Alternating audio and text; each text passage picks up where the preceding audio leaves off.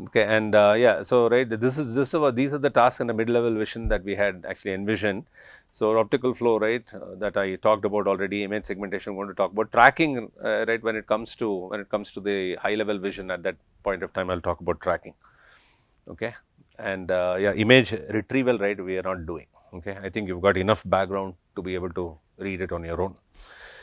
So this image segmentation, right? So what it means is you want to be able to identify groups of points, right? In a sense. So when you say something is a cluster, right? A cluster simply means that there's something which is sort of say common, right? Among those points. That's when you say right that there is a group, that there is a cluster, and so on. So basically segmentation, right? You can also look upon it as some kind of a clustering task, right, where you have to say, right, which of these things, right, could fit into one basket, which of these things can be put into another basket, and so on. And it can happen at various levels. It can happen at the intensity level, it can happen at the color level, it can happen at some, in some other feature space. You may want to take that image, convert into some other feature space, and maybe there you want to kind of do the clustering. So in what dimension, right, you do it, in what feature space you do it, right? There is nothing standard about that. Okay, so when you go from one application to another, right, different applications require, right, different ways of doing things. For example, right, I mean, in this case, right, to say that, I'll go by intensity and segment, right, it doesn't even make sense. Or because if you look at this particular this one tiger, right, you would want to kind of segment a tiger as a whole, right? That's because there is a texture on it which is kind of right, uniform, right, and that say texture is what singles it out, whereas the background is like, another kind of a texture, and therefore it really segmented. And then maybe the ground, and then something at the back, I don't know whether that's water or something. So that way, right, you ideally want kind of 4 segments or something, and not like every black thing out there is one segment, every orange thing there is one segment, right? So again, at what level you want to think about the segmentation problem, right, and how you want to pose it, a lot depends upon what kind of feature space, right, when you want to kind of go into and actually do it, and what feature space you decide depends upon what is your own goal, right, what goal you have in your mind. And so the idea is to kind of assign labels, right? Finally, the problem is what you want to be able to assign labels. For example, right, in this case, you've got like 4 labels, right? You want to be able to tell what class each pixel, right, is from, in the sense that, whether it is grass, whether it is water, whether it is tiger, whether it is a ground, right? That's what you want to do. So basically, it's a task of assigning labels. Or for example, it could also be just a foreground background kind of thing, where you don't have multiple labels, you have only 2 labels, and you want to do a background foreground. This is often done. For example, you would have seen that, people sort of change the background against which they are sitting, right? So for example, right, I might just want to make this a classy background when I am sitting. So if you want to do that, right, then you have to segment me out, you have to segment the background out, then you have to impose another background. That's called alpha matting. So you have to mat another background on me, and then it should look realistic. In fact, Google Meet and all, they do this, right? So that's like they have to segment you out, right? Because they have to know that that's you, and then everything else is a background, and change the background, and then as you move, right, they have to of course keep track of where all you're going, right? But that's what is done. Okay, so again, right, I mean, that's also a segmentation task, because you have to know who's the person, right? So that's the foreground, and then what is the background is another segment, right? And you want to be able to fuse them.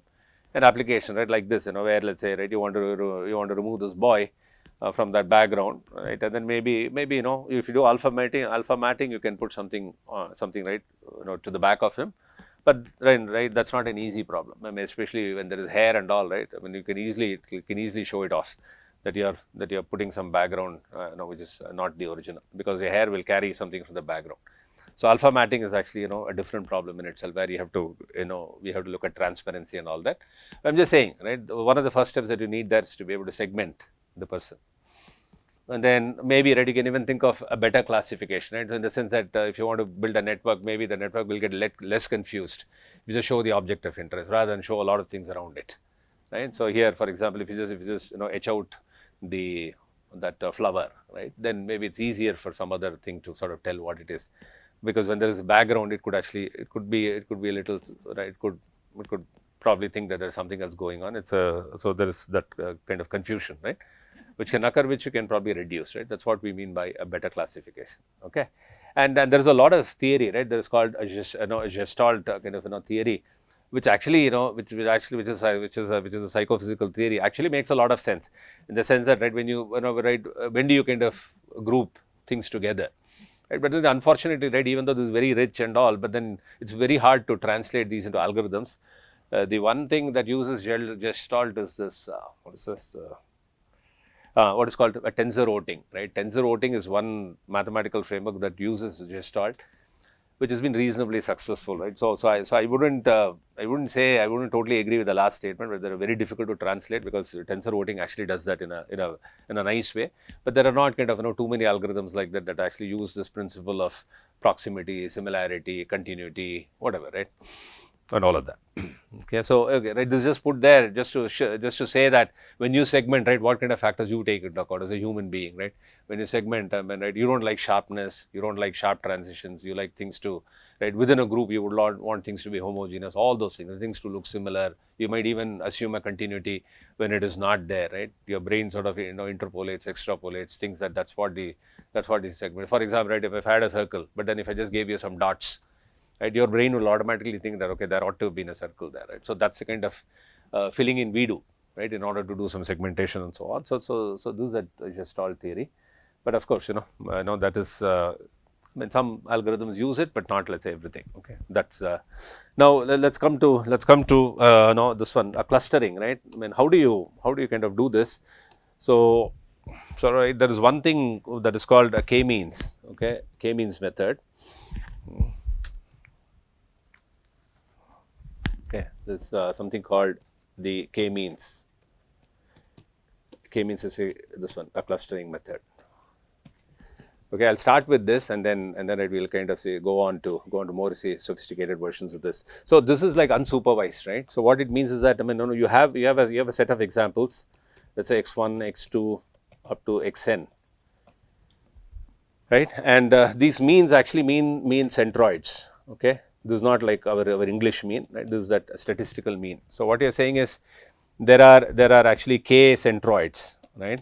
It's like, you can think of each one having a group of data points around it, and there is a kind of centroid, and you've got to see k centroids, and here is your set of examples, and you want to know, right, which one ought to be sitting where. Should x1 be here or there? Should x2 be here or there? Right? Where should basically, right, each of these points be? Now, if right, I mean, if somebody already told you that, let's say, right, I mean, in the sense that if you knew the group assignment, the whole thing is easy. But then this is called unsupervised because we just have these data points. We don't know from where they came, right? We don't know how they came. Okay, we just know that, right, we have this x1 to xn, and we want to kind of do some kind of a grouping, a clustering, right? And that's why we call it unsupervised, because we don't have any form of a guidance, right? And the way, right, this works is okay. Now, right, one of the things is that, I mean, there are certain shortcomings of this. One of the very first shortcomings is that you need to know k, in the sense that, right, that knowledge you have to know. For example, you have to know that, right, this is probably coming from 4 clusters, 5 clusters. For example, right, in that image that I showed you, right, tiger, land, and all, you have to sort of say that, well, I have 4 groups there. Right, so some such thing you should have in your head. Okay, of course, there are versions of k-means that there's something called ISO data and all, which does handle it to some extent, but then a basic k-means, right, will not. Okay, so what I'm talking about is simply a basic k-means, not the higher level extensions of that and so on. Okay, now there is even something called hierarchical sort of a clustering through k-means and all. We will not go into that. We'll just look at the classical case. Okay. Now what it does is actually, right, simple, right, in the sense that the kind of the key, let me see, right, if there is something that I okay, unsupervised and so on. Okay, and the way it works is right. See, for example, I mean, if you take x1, right, then what it will do is, in order to assign, right, x1 to some sort of a cluster, then it's like this, right. I mean, if you take xi, right, and if you want to say that, right, it belongs to a cluster number L, right, where right, I mean, L is right, anywhere in this is 1 to k, then or let's say, right, let's just call this, right, k star, right. If let's say, right, k star is the optimal, then you see k star is something like this. K star will be like argmax over all of k xi minus let's say mu k square. I mean, if I'm looking at a scalar case. If it's a vector case, it's a norm. Okay. Now, so it's like this, right? So what you are saying is, if I had these centroids where this mu k are the means, okay, it's the kind of kth mean is mu k. So, I have like mu 1, mu 2, mu 3, whatever, right up to mu k, and I am going to compare xi with each one of those means, with each of the centroid, and whichever it comes closest to, I will say, right, I mean xi should go there. Okay. So, you can sort of, right, inherently imagine that probably, right, what you will kind of look at are spherical groups, right, because I mean, right, something is equally away, right, I mean, wherever it is, right, we would sort of we'll kind of welcome all of them right into that group.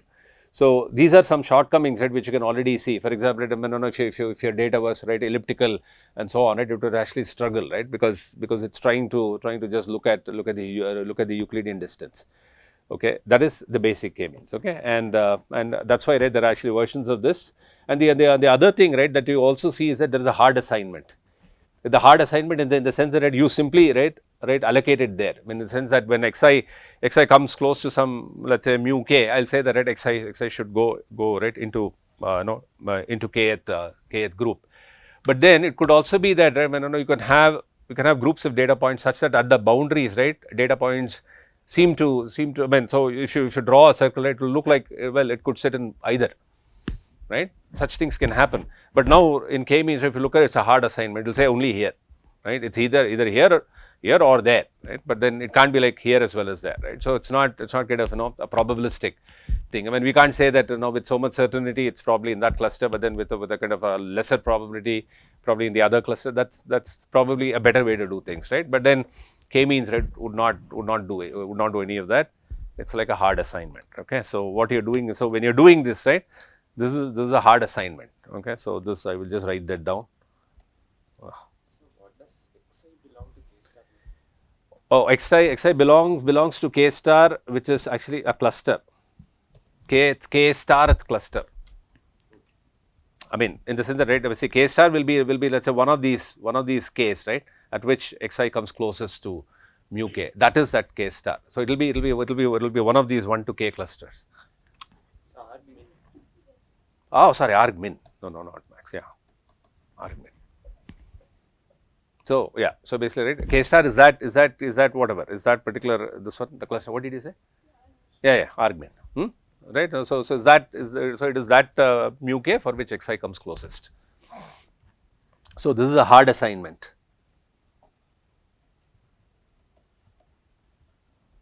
Okay, which is okay, right? Which is the way it works. Okay, so here, right, I should have written x2 right up to some xn. Xn is data samples, and the algorithm is actually fairly simple. Okay, it's actually an iterative kind of a procedure, which it has to be because right, you do not know a group assignment, right. So it's like a chicken and egg problem, right. I mean, so it's like saying that, I mean, it's like saying that if I actually knew the group assignment, I could compute the mean, but then to kind of compute the mean, I need the assignment, right. I don't have either. So it's an iterative process. So algorithm is like this: obtain k initial centers. Okay, you have to start somewhere. K initial centers or centroids, right? As you might want to call it randomly. And again, there is a host of things that have been said about how to in fact choose the initial centers. Okay, we'll just right now say randomly. Okay. Obtain k initial centers randomly from the this one, a data set. Okay, what this means is that, so right, I mean, so basically, right, if you had, well, not probably like this. So if you had some points, let's say, okay, if I can draw with a different color, and so I have some points here, and let's say, right, I have something here. Okay, it need not be overlapping, but then okay, it could be somewhere here. So right, so out of these set of points, I just randomly pick. Okay, if I know k, I'll pick actually k initial centers. I have to know k. Okay, as you can already see that, right, it's going to be sensitive to how you choose the initial centers, right. I mean, so suppose, for example, I choose all of them right within the first one, then that's not going to be a good choice. Okay, but there's a way around this.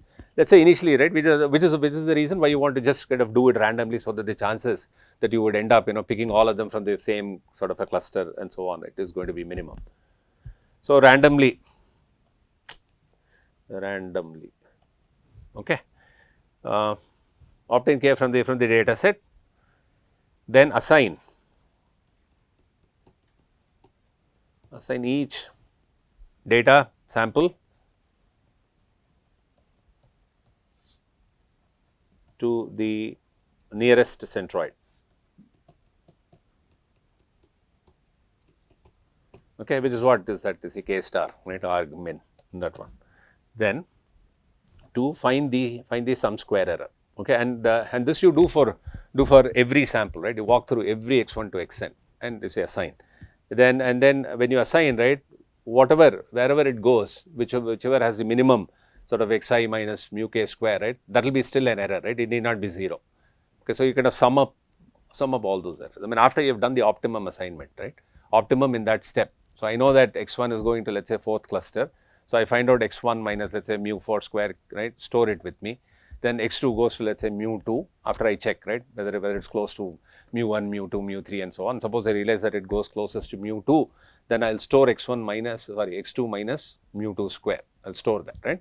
So find the sum square error for all the samples.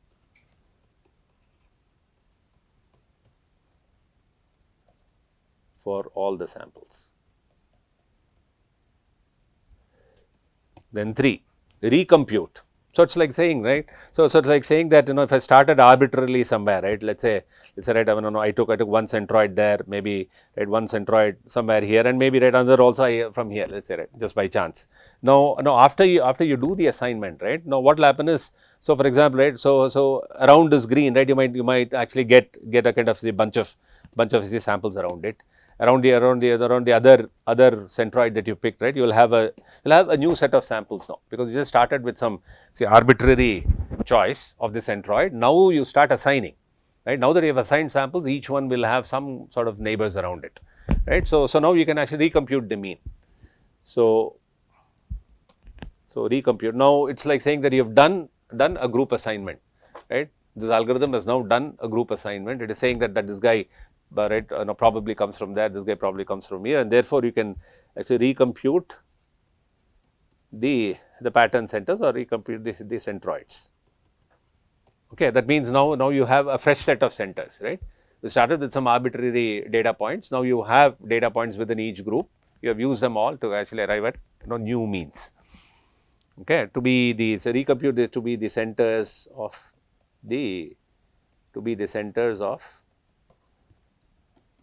the current clusters. Okay. Then 4, using the current centers, again, right, reassign, right.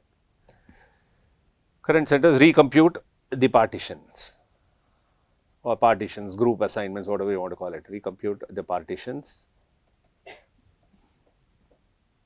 by again reassigning. So now, right, you can again reassign. Okay, now again, right, you need to go walk through from x1 to xn. Right, now that the means have again see where it is going. Right, it's not going to it's not essential that x1, if it was originally in mu 2, it has to now go to mu 2 again. It may go somewhere else, right, because your means have changed. So recompute the partitions by reassigning. Reassigning each sample to the nearest centroid.